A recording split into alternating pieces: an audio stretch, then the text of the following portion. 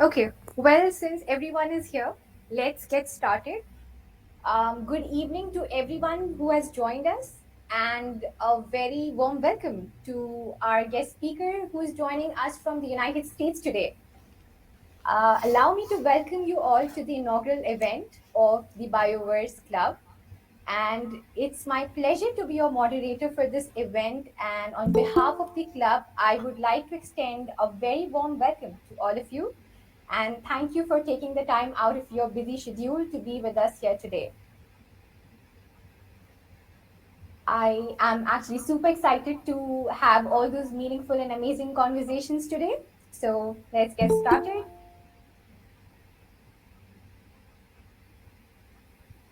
Just a little bit of housekeeping before we get started. So let me lay out the rules and basic guidelines. If you have any questions during the event, please type them in the chat box. This is to make sure that we have the facilitation of a smooth communication. And also, we are going to host the chat box so we can source your questions from the event. I will try to bring them up during the presentation, but even though if it's not possible, we have the Q&A session, which is scheduled for towards the end of the session. We'll have them presented before our guest speaker, and we'll have them answered, inshallah. To ensure the quality of sound is functional during the event, please mute yourself and only unmute yourself when you're asked to do so. Thank you. Allow me to introduce myself. I am Bushra, and I'm a part of the management team at the Bioverse Club. I am actually in the first year of my master's, specializing in biochemistry at the Department of Biochemistry, AMU. Okay. Let me walk you through today for today's agenda of the meeting. I will introduce our club, the Bioverse, to all of you because it's actually in its pioneer stage, and most of you might not be aware of how we are functioning and all the basic machineries that we are actually adopting.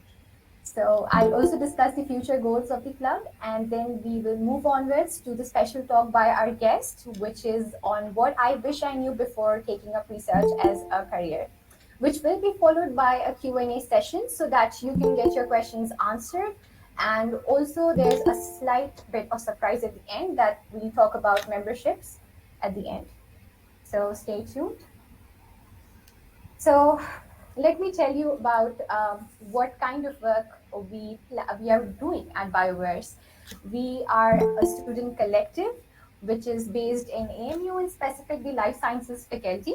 And the purpose of bringing this idea to reality was to provide actually a space to the life sciences student and to enhance the scientific temperament by helping them develop an independent and creative mindset.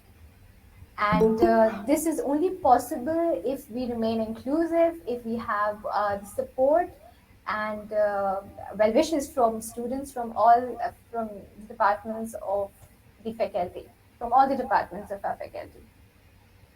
Why, you might ask, why was there a reason to have a club, and why Bioverse actually, or where did this idea actually came from, or the idea behind it? So you see, of late, many of us were actually wondering as to why there is no student body that could focus on, let's say, long-term or academically focused interactions between its members.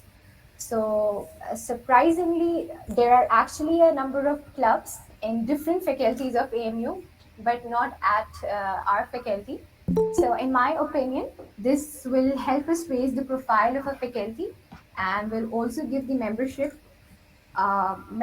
an opportunity to further develop their skills beyond the online class environment. I think there's no point of discussing the present if we don't plan out the future before. So, first and foremost, we are envisioning to gain an official recognition for the club. We plan to address most of the issues that students from our faculty are facing so that they reach their optimal performance in research related areas. Also, we are planning and focusing on building the scientific communication skills. We will try and to organize workshops on learning new skills involving all those that are actually needed in the field of bioinformatics that is actually growing base in general biology as well.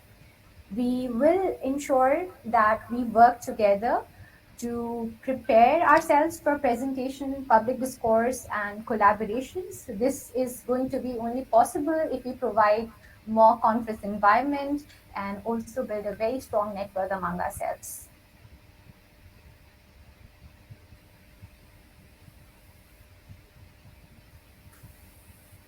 Okay, so the most interesting part of the whole event is obviously our guest speaker. So joining us today is Dr. Azaj Ahmed, and I think he's the best person to have all your queries answered.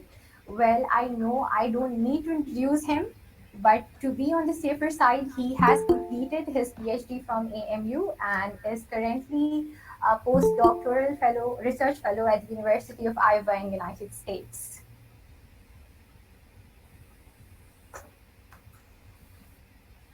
Okay, and a slight bit insight into the work he has done. It's actually a lot of work. I'll just give you a brief insight. He has worked on proteinase inhibitors and has done ample research work on understanding cancer metabolism. Today, he'll be sharing his views on the topic, that is, what I wish I knew before taking up research as a career. So, he will also try and answer your questions that you did fill up in the registration form, and obviously those that you will be putting up in the comment section. So, without further ado, I would like to welcome Azaj Bhai to give the special talk on the event. Over to you, Azaj Bhai.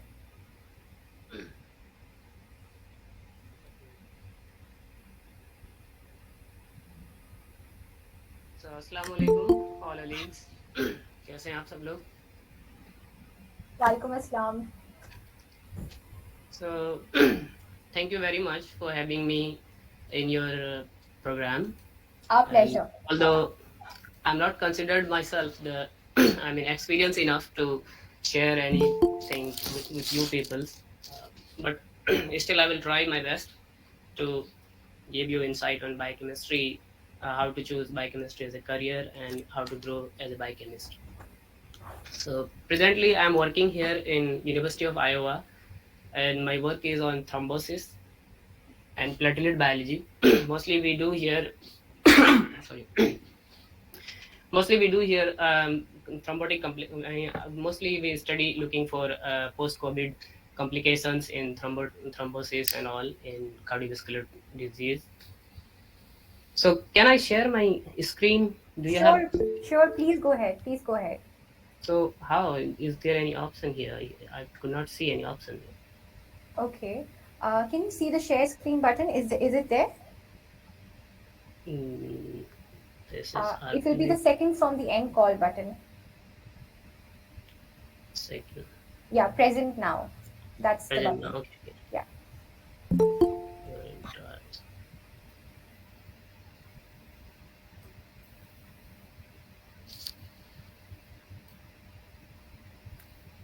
Let me share. Because I have not prepared well, so I will just try to accomplish like some specific points, which I think that it should be addressed. So can you see my screen now? It's completely visible. Yeah, okay.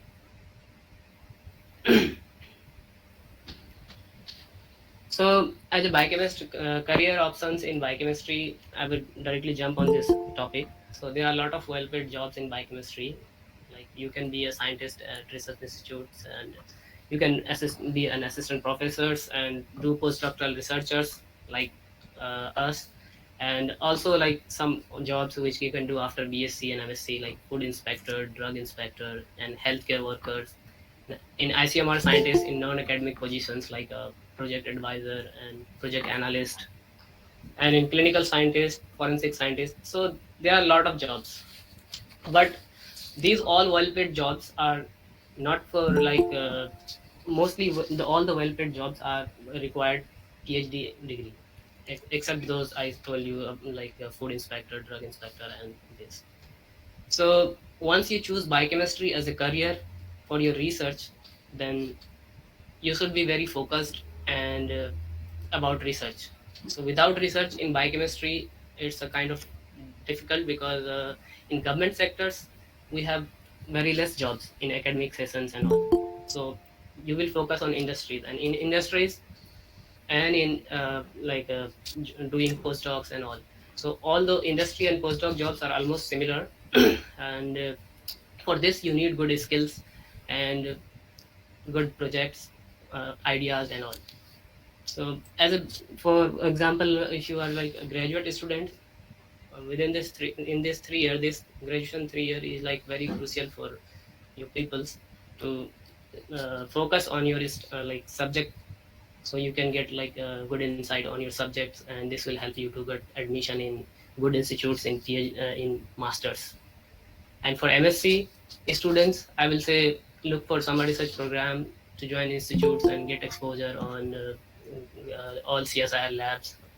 Mostly, I mean, whatever labs you want to go, you can opt for these labs and focus on your JRF exams. So one of the award I've also been awarded, like Indian Academy of Science. I have also applied during my MSCs, when I was in MSc.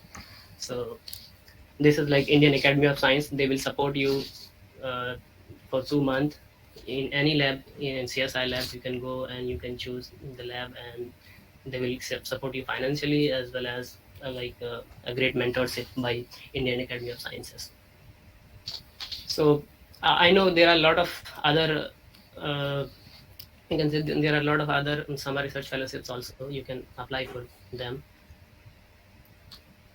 And masters in India after BSc, you can try for IITs, Life Science JNU, TIFER, and ISAR. Most of it, I think you all know about it, but it should be your focus that during BSc, because it's a crucial time, you should focus on and targeting on these institutes, so you can get better research experience during your masters and all. During masters here in TIFER and ISER and even in IITs, you will exposed to good labs, and this will give you some in this will help you in developing research skills and research in so. And if you try to if you are if you are most interested in going abroad for masters, then you need a English proficiency certificate. So be ready for this, and once you have this English proficiency certificates, then you can look for various programs like Commonwealth program, we know, and other like DARD fellowship, and there are other like university fellowships. A lot of university fellowships are there, so you can opt for those directly apply to these universities and apply compete for these university fellowships. Then you can get admission in masters here. And for PhD, for masters students who are preparing for PhD, so you need to have JRF in in India if you want to do PhD in India. Why JRF is needed? Because all the CSR labs, it's a prerequisite that you should have CSR JRF or UGC JRF to get admission in those institutes like NCBS, Tata Institute of Genomic Sciences, ACTREC, ICGB. These are the institutes in the top of my head, so I just write it down here. And in my opinion, these are the best institutes in India. If you do with these institutes PhD, and I think the future is good in science at least. And PhD abroad, if you want to do, then you also need like GRE, TOEFL is this English profession certificates, and there is one other in USA which is also acceptable, that is Duolingo. So Duolingo is very easy in comparison to GRE and TOEFL. So you can try also if you are interested to come USA for research, then you can try Duolingo English proficiency certificates also. And in top 100 QS ranking, try to go in top 100 QS ranking universities. And in Taiwan, I have been there also for a year, as a postdoc student in Professor Ma lab. So there I learn a lot of, there are students from Jamia Hamdard and Jamia Millia Islamia, and some of them are from our, yeah, university students, like they are from mechanical engineering faculty, so they are doing their PhD there in Academia Sinica. So Academia Sinica in Taiwan is just like CSL in India, but their Academia Sinica is like in top 100 QS ranking institutes around the world. So they are doing very good science, and it's totally in English medium. Mostly people who go Taiwan and China, they have problem with language, because you have to interact with the local peoples and local students during the class with Chinese language, and so this is kind of problem. But in Academia Sinica, they have they have 80% students who are like from abroad. So mostly they are from like Japan, India, and also from Australia, and most of the faculties are from USA. So you can opt for Academia Sinica also, and they give a very good amount of fellowship, which is very easy to get. I mean, mostly in our department we focus for USA and all, and that's good option. But you can also try for this also, which is I have said here, Taiwan International Graduate Programs. You can go in Academia Sinica site and you can see search profiles for the professors who are doing good science. I mean, if you are interested, then you can directly write to them that you are interested in their lab and you want to work with them, like it. And so before choosing research as a career, you should be very focused that in which area you want to work, and in choosing any lab. Like for example, you want to work with some lab you are very interested, and this lab like John Hopkins or Harvard University or any good lab in the world. So you have to have your own idea that what's going on in their lab and what you can contribute in their lab. So this is the uh, big difference which is created, which separates you from the crowd, that you have your own independent thinking. So you should read their papers before applying, and you should have some idea that what you are uh, what you can contribute to them in their ongoing projects and all. So this will be, I mean, good approach to opt for any lab. And in India, it's a very, I mean, you can say very smooth, that if you have good score in JRF, then you can apply, and in the interview they will also ask you about what's your idea, what you can bring in lab. So you can try in India as well. And if there are any postdoc, I mean, PhD students who are looking for postdoc positions, so this might help them. So postdoc opportunities in India, I have accumulated some of it, Raman postdoc in ASC Bangalore, and IIT's postdoc. The Department of Biotechnology have some research associateship, and ICMR RA, ICMR postdocs, CSR RA, SERB and PDF, DST Inspire faculty positions, and DHR rank scientist, Kothari, MK Ban. These are the all fellowship you can apply for within India. And if you want to come abroad for postdoc opportunities, so these are the sites where you can find the vacancies, because mostly these sites they they give their notification to these sites like Science Careers, Nature Postdoc, and for especially for Taiwan, it's Academia Sinica website directly and Ministry of Science and Technology. And for Europe, this is just a link I have shared. It's Euraccess. And in Europe, there are other opportunities also for postdoc like Marie Curie Fellowship, Dart Fellowship, and in USA, specifically if you look for bench space, in bench space you can find all the whatever position in any lab if it is created they post there, so you can have a first look. And directly in universities websites also you can directly see the university website, search through the profile of the professor and search through the recent publications. So this will give you an idea that how active this professor is. So after this you can choose the lab. And I have one I have seen one question about how to make use of our time in departments are closed and we don't have wet lab experience and all. So you can always go and learn in NTPL website. It is a SWAYAM and started by Indian government, and mostly their IIT teachers they are teaching there. And I have personally have also learned a lot from these courses, mostly like cell culture and all, because when I joined first as a postdoc in Taiwan, because so my field was totally different. I did BSc, I did my PhD in biochemistry in proteinase inhibitors, and then I moved to oncology department, oncology. So I started working in oncology, and in oncology, cell culture and all are the first thing you have to learn. You should know. These are the prerequisites.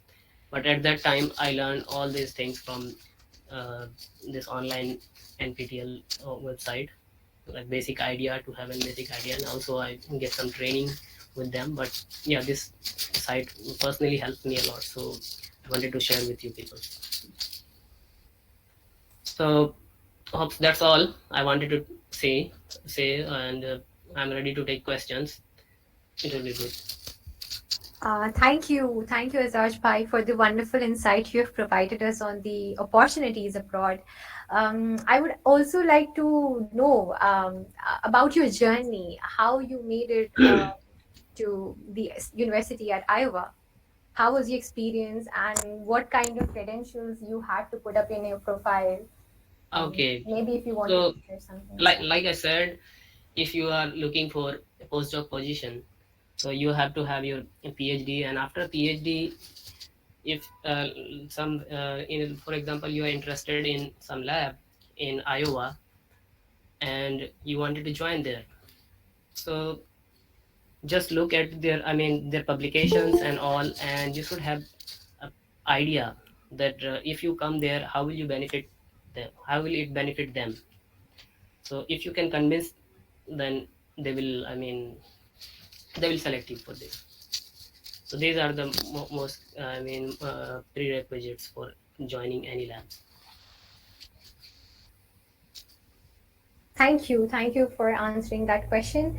Um,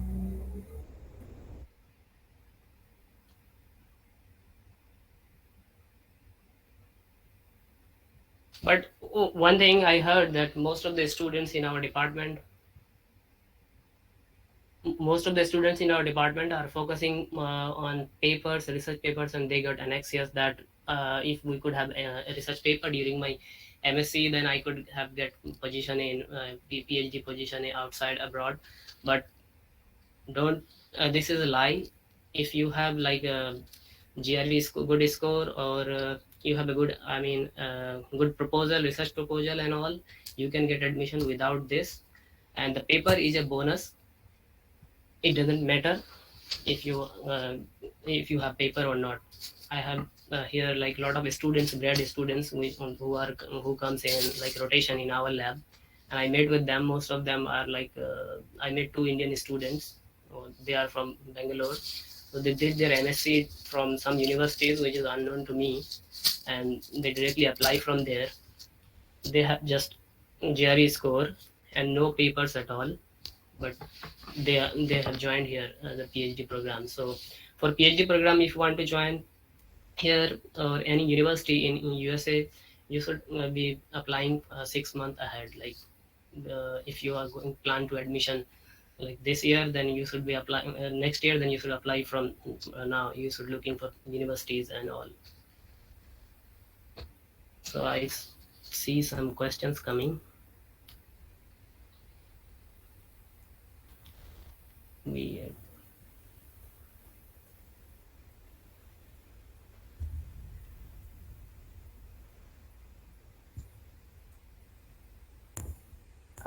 Azaj bhai, before we take up the questions from the comment section, there are Hmm. a few questions we received from the registration form. Would you like to answer them first? Priority will to give questions asked in the what registration form. In the meanwhile, you can Okay. which So question? Hmm? these this is the first question. There are a couple of questions. Actually, these are very popular questions among the students. Oh, So yeah. So you want to hint towards any do's and don'ts actually to avoid some things that we need to avoid as well. you need to avoid like some people wanted to relate their their scientific curiosity with family issues and all. Please don't do that. I have seen a lot in students scientific research statement. They say they wanted, they are saying like from the beginning when I was child I used to see this and that. So these are stories which is old, so you should be very practical on it. Okay. So you mean to say we shouldn't touch on the personal perspective that much while we are applying, right? Yeah. Okay. And any particular do's, like apart from giving the English test and the GREs, anything that we should also take note of? Um, uh, and you should be very very concise and don't confuse the examiner or wherever you apply. Just be straightforward, and you all have a plus point that you are from biochemistry. So apart from geology and botany students, if you are a biochemistry student, then you are the first one who will be we chosen. have a few students today from the zoology and botany as well, as well, right? So, Yeah, yeah. but It's a, it's okay, a it's a fair. reality. Yeah. Yeah. Okay, okay. Okay. So our And next, yeah, please go ahead. so yeah, it's a good idea. You can ask other question also. Well, I Okay, will I don't forget want to it. put you in a tight place. We'll move forward to the next question. Most of us, actually, including me and my Yeah. batchmates as well, we have missed up on our wet lab experience because of the pandemic that's raging. Mm. So, is there a way, like you mentioned during your talk about NPTEL website, anything else Yeah, that we in should do NPT, to, make up for yeah, it? yeah, you can look for there. And also if you people are interested, then I can talk. I know some of my friends who are very good at bioinformatics and the dry lab stuff. So you people can decide when you want. I can arrange them, and they can take 2 or 3 sessions. So you would all have like get experience of That will be that I think. wonderful. That will be wonderful. Thank you. Okay, will that have an impact if we students, I mean, if we are like we say we are 2020 pass out, so 2021 pass out, so basically these students don't have experience in the Yeah, lab? I can understand that, but it's the whole world is the same. Like they are facing the same problem. Mostly in our department, even research scholars are not do not have access to their labs. They are also very in a position where they go only for like 4 student or 3 student in a lab at a time. So this is a kind of, so you cannot skip that. Like the whole world is doing. Okay, all Our right, all right. yeah. Okay, Wet lab, and and there is no replacement of wet lab. You have to be in lab for yes, exactly, get a good idea on it. exactly. Okay, can you please share the links in your presentation as well with all of us, like, I mean, the presentation, so that I can put that up on the main WhatsApp Yeah, group. Um, you this can one. share that with the event leader. Rida, she'll forward that to us. I just Yeah. wanted to remind you. Okay. Okay. Sure. Sure. Thank you. There's another question that we have. Um, Actually, there's a dilemma usually among students. Not everyone is willing to pursue Hmm. research.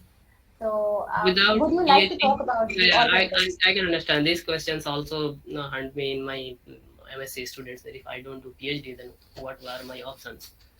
So honestly speaking, to me, without doing PhD, just MSc, you can go and join like diagnostic centers and big diagnostic centers like Thyrocare and all. I have one junior. He is working in Mumbai in Thyrocare. He is in now he's in good position. He works for like 5 years. But initially, there are I mean, you have to struggle a lot as a MSc student. So if you have a PhD, then it's a like a you will have the upper hand. You will directly apply for R&D jobs. So Okay. just doing MSc, it will be tough, but yeah, it you can make it. You can join any industry. Okay. Do you have any close contacts with people who opted for maybe management or something after their masters in life sciences? Um, Yeah, yeah, I have. so, Actually, one of my I mean my friend, very best friend. He did his after MSc. He did go for MBA in department here in our same department, AMU, and then now he is also looking for job. okay. So I think it's the same thing round, and it's Yeah, it's usually almost luck as well. same. So although if you choose as a biochemistry, then it's a good I mean good thing to do PhD. Or if in PhD, what you have, you will get also some kind of financial support also now. So you don't have to worry, and during this you can look for company. And if you don't want to be in academics, you just look for company and transit into the company. So this will give you yeah, without MSc, I mean without PhD, to me it is very tough, All although right. people always make, but it is very tough Mm-hmm. All right. because We in get your India, point. in industrial sectors, most of the industrial sectors like for MSc biotechnology and all these courses were created to consume in industries. But do you see these things happens, all the students go for PhD, all the biotechnology students also, like MSc biochemistry or MSc geology or MSc botany students, all of them are going for PhD. So it's a kind of shift, like people who have who are in the like in our teachers generation, if you have like just MSc and you can get a job like an assistant professor and all. But now it's PhD, and after PhD you should have postdoc experience also. Without postdoc experience, you will not get any good job, I mean in central universities and all. So it's kind of long journey, but it is enjoyable. If you enjoy, then it's good. All right. Thank you for your insight. Now we move on to the questions from the chat box because from the registration form there were a number of questions and we tried to concise them. So from the chat box, I think Mariam here has asked a question. She wanted to know about your journey in detail. So she's asking whether you gave your GRE and how did you prepare for it. So I did not give JRE and all because for postdoc you don't need it. So because I did all my BSc, MSc, and PhD from our university, so I don't need it. I never did. Okay. Yeah. Do you believe, I mean, I wanted to ask, like, do you believe it's better to apply abroad while in for PhD or for PDF? I mean, which is better? Or For is it, yeah, PhD it's better. for, If you come here for PhD, like it will make you more. I mean, it will expose you to here. Most of the labs are doing cutting edge research and all, like in ACTREC, and in India there are some good labs also. But most of the regular universities, like our universities, also they are doing good, but not they are not doing translational science. They are doing basic science. So in this era, if you want to switch in company and even in academics also, you should have like translational research experience. So or, for this, I will say, if you get chance to go abroad for PhD, then it's a plus bonus. But still, you can look for it within India also. So better is to focus on JRF and get to JRF. Or otherwise, if you don't qualify JRF for some reason, or for your example, you are like missed by one number or two number, then you should join at least a JRF position. There are a lot of JRF positions open in like CSR labs in NII and other labs also. So you can join as a research assistant or as a JRF position, and there you can take like a 1 year or 2 year at least experience, 1 year at least experience, and then in the meantime you can like you can prepare for GRE and all, and start looking for colleges outside India, universities outside India, and then you can join. There are a lot of example I can tell you. One of our most senior, he was from Department of Geology. He did his BSc. I know so far like yeah, he did his BSc from Geology and did masters from JNU I think, and then he worked like 2 years for as a research assistant, and then he applied London Queensland University, and there he did his PhD, and now he's doing postdoc. So people have different journey. So you should be like very defined and what you want from your life. All right, all right. There's another question in the comment section that's from Syed Fahim.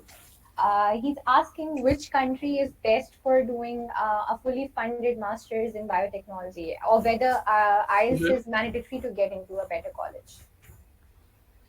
Okay, fully funded. I will say USA. Okay. Yeah, but you have to apply, and you have to apply first, and then look for a scholarship. Without a scholarship, it will be very tough because they will charge you so much. Because as an international student here, like semester fee is in Indian currency, it's around 22 lakh or more than that. So I would say just look for a scholarship. If you get a scholarship, then come for masters, and if you don't get a scholarship, then don't come.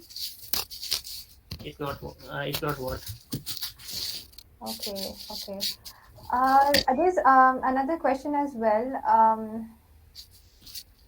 Can you provide us a little insight, like on how students should select their topics for PhD? What kind of areas should we focus on? What boxes should we tick before Mhm. we select a topic? So like research interest, it does not develop within a day. You start like reading or interacting with people, or you were online. Just some paper came up, you should look for journals also. In seminar we have subscription for a lot of journals, so you can go and read the journals and start developing something within it, or during even in a class also. Within class, like Riyad sir and Masood sir, they teach in when they teach, you have some idea, you click some idea or something, then you go and look for read more on this topic, and look for papers, what have been done in this field. Then I think through this you can have some idea. All And right, yeah, all right. it's not, I would say it's not a kind of any mechanical thing that it's not developed within a single day. It's developed gradually. Yeah. Okay, okay. So it's slow and steady that wins the race, I believe.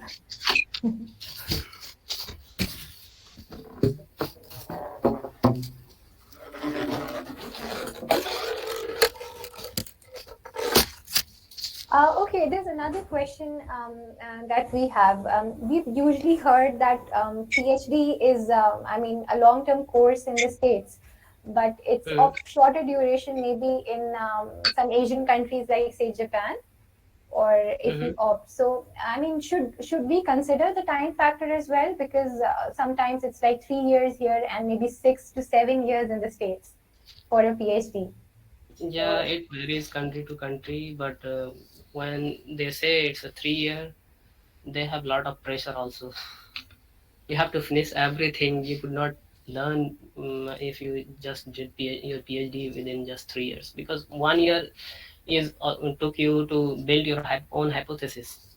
You will get exposure to your lab, and then you wanted to decide that what you want to do after seeing your lab members and seeing your work and understand the lab work there. So it will take you like 1 year to build your own hypothesis. Otherwise, if you have already built your own hypothesis and everything, and then you got your lab of your choice and you just get admission, then 3 year may be enough. But to my opinion, it is not. If it is taking more time, that means you have more experience. Okay, all right. So, usually, is it feasible? I mean, will it be okay for master's students to, work on? I mean, work on start writing review papers and maybe papers actually for Yeah, main journals. it's a good idea. If they can, if they are interested, they can start writing review article at least. So this way they can develop their writing skills, and in this way they will also develop their research interest for any topic they want. Like cancer is a very broad topic. In cancer biology or in immunology or any topic they can choose, and they start reading. So they in writing review they will comprehend, they will kind of do research in this particular area. So then they will understand what already has been done and what need to be done. So in all the review articles there is some future directions. So they will at that future direction, they explain that what already has been done and what need to be done. So by reading these paragraphs, I think it will be good to understand and then develop your own research skills. Yeah, but it's Okay. not gonna be easy. It will be like today you are very motivated, you just say that, yeah, I will start writing a review, and then like after for 1 month you will then give up. But don't give up on that, and have some I mean a big more like you can contact any of the senior if you know, or any of your colleague. So you can, in daily basis interact that I have read this paper and I have my this understanding, so what do you think about this? So if you keep discussing the papers like we do in our daily life, other discussions, and this will, you will eventually get uh, a research insight. This is exactly why this club is here, actually. So Yeah. you have given us one reason as to why this club is established, so that students from the various departments in this faculty can discuss and hold meetings together to discuss and Yeah. progress in this field, I believe. Okay, there's Yeah. another question. There's another question. Mhm. Abdul Malik is asking, many students are going to European countries after bachelor's. So Yeah. how good are these countries for doing masters, like Italy, Hungary, and Go for Germany. To my personal opinion, Germany is good, and UK is also good, and Hungary also.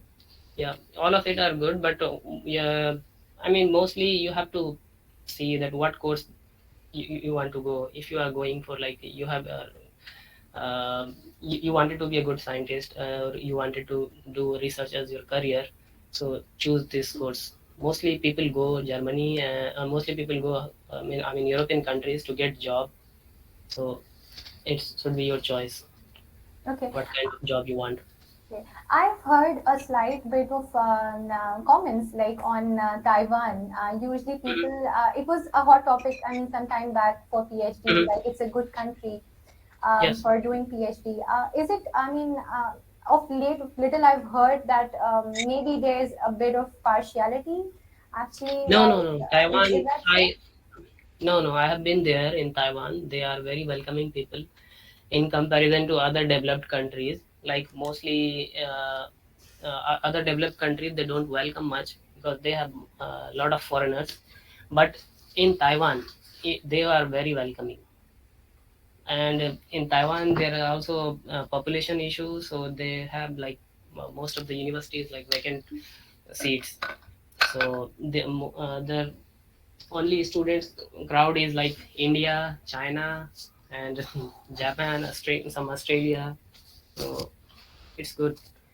And in Taiwan, I think 70% students. I mean, in higher educations, in most of the labs, I found Indian students in academia sinica mostly. Yeah. Okay. So it's not bad. Even our department, one of our alumni, when I was in Taiwan, I met our department alumni, Abu Bakar Bhai. He was there. He was there. Now he is also. He may be in near future become a faculty there in Sinju University. So he's doing there in Drosophila genetics. So yeah, it's good. Good. Taiwan, not partial. Peoples are very welcoming, I would say. Very welcoming. Thanks for the insight. Thanks for the insight. Yes. All right. Does anyone here has some questions apart from? I think I've read most of the questions from the comment box. Anybody has questions, they can ask. And yeah, and you guys can decide and tell me if you wanted to do this bioinformatics session and all. So I would love to arrange for you people. Thank you so much. We will surely. I think more. We are ready for it. That will be a very good addition. Um, I think we can. Yeah, we can do the further communication, and we'll let you know. And you can let us know if the timings and etc. for such an event Yeah. for weekly schedules. So okay, thank you Uh, then. Thank you so much for your time. Actually, we value your time so much, and you've taken time out of your busy schedule to Puja, do this. Yep, can I ask one question? sure. Yeah. Please go ahead. Yeah, I want to ask like when you are targeting these big universities which have high rankings like John Hopkins and Harvard or Mhm. Stanford, so like what are the credentials they are looking for? Obviously, they will look for something that makes you stand out of the crowd because everyone Yeah. has academics, everyone has GRE Yeah. score. So papers is what makes you stand out, or whatever the practical work is. Are It's you no. thinking? It's your idea. It's your idea. If you have you bring some idea to them, everyone loves new ideas. So if you can bring idea to their labs, then they will definitely uh, it will definitely stand you out from the crowd. My personal experience is not the papers, Like not the how we GRE score. Most of the people okay, have then all GRE scores. how we develop that aptitude, research aptitude, that we can Yeah, get an idea. research aptitudes you So will get. Yeah, you should if you are targeting for particularly like John Hopkins or Harvard. So you should search. You should see the profiles of the professors there, and you should read their papers. So start reading their papers, and I know this will be tough, but you can always get some insight from the papers. You cannot understand the whole papers.